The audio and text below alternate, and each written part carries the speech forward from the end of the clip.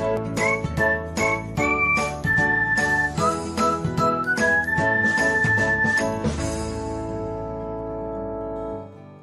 everyone, welcome back to another episode of Technologyglance.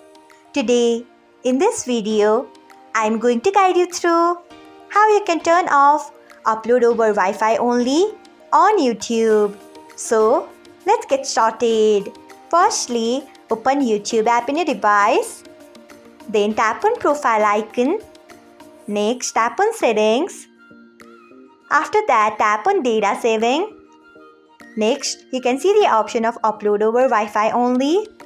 Turn off it by tapping on it. So, this is how you can turn off upload over Wi-Fi only on YouTube. Thanks for watching. If you found this guide helpful, we would love it if you hit the thumbs up button below.